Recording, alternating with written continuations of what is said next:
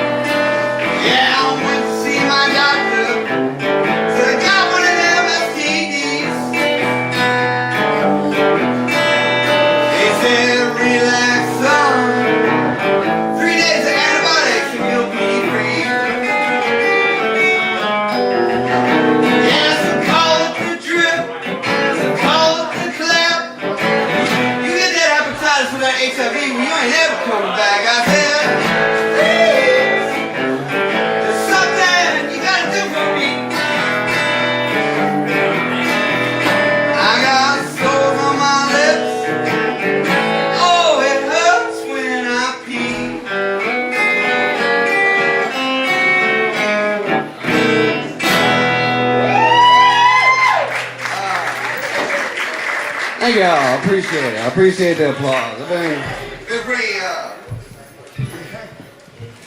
been pretty self-conscious recently, just because I was in a shower with a girl, and she looked and she was like, you know what? You have the ass of a Holocaust survivor. I was like, oh, that was undeserved.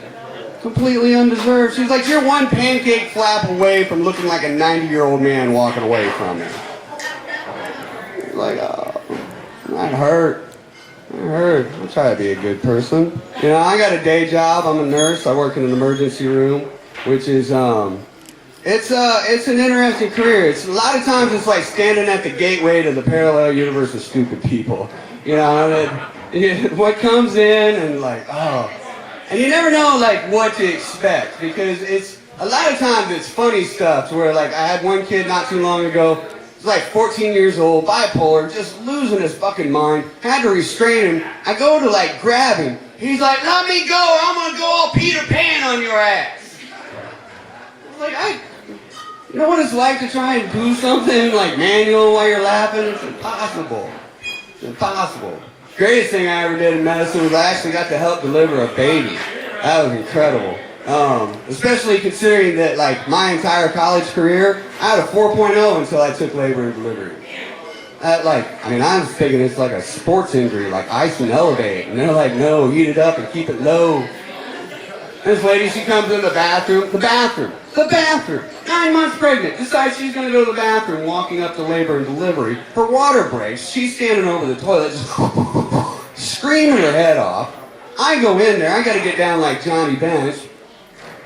And this kid comes out, beautiful boy. And if you want to know what it's like to hold a brand new baby, just take like a half-filled water balloon, dip it in 40-weight motor oil, because them fuckers are slippery. It's like I'm juggling it, trying not to dent its head. It's crazy. And I look down and he's not breathing. Now normally like any child that's born in and around an emergency room has a horrible prognosis. And I was like, not on my watch. So I did what everybody thinks you should do. Tapped him on the ass a little bit. Nothing. I'm like kicking the umbilical cord right up in his sternum. I grab his nipple and bouncing him like a yo-yo, trying to get him out. This boy has to cry, for crying out loud, cry. I was like, what's gonna make a man cry? So I parted his legs, I flipped him in the nuts. Oh, he starts crying. Oh, such a good sound. Yeah. What else is going on? I got kids. Not like recently. I got teenage daughters, which is why I got the gray streak going on in my head. Because they'll stress you the fuck out. Anybody here got kids? Oh, I'm the only shitty parent here. Oh, okay. That's fair. You guys have no idea what you're missing then. They're a good tax write-off. Mine are teenagers now, which means that I get to use them as designated drivers, which is, yeah, that's so handy. Yeah. I'm always like, they're like, Dad, you want another drink, don't you? And that's crazy. Like, living with a teenage girl, I don't know how you women, like, you look so beautiful when you go out. There's so many beautiful women here, but I guarantee you, your house is trashed right now. Like, I don't know when the OCD of being able to keep a clean house kicks in, but it's not at 17. My daughter gets done, like, with a shower, it looks like a chia pet exploded.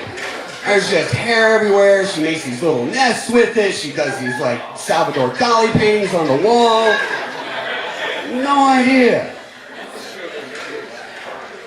It's crazy having daughters, especially doing stand-up comedy. I was doing a podcast. I was trying to explain, like, because of my nursing career, I do know the human body really well, and I was explaining where a woman's G-spot was. Well, the next day, my daughter's like, Dad, I heard that podcast, and it was hilarious. I'm like, oh, I just told my daughter where her G-spot is. You know, you're just not supposed to have those conversations. And the thing in the back of my mind, the one thing that was bugging me was that if she's ever being finger banged by some guy, and he's not hitting her G-spot, she'd be like, my dad can do it better.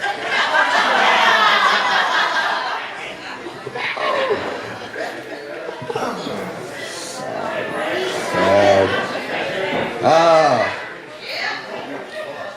You guys are awesome, man. I dig this. I love this place. I'm gonna tell you. Spanky's is, I mean, you guys look around here, you guys don't know this. This place is a bit of could be a, like I think Fight Club subleases this place like once a month. So, when you clear all the tables out, just know that's what's going on. First rule, right? Alright, I'm going to play another song, and then I'm going to get some other people up here who are really entertaining. This song's a sing-along. Some of you have heard it, some of you haven't. If you have, sing along. If you haven't, sing along anyways. It doesn't matter. So, there we go.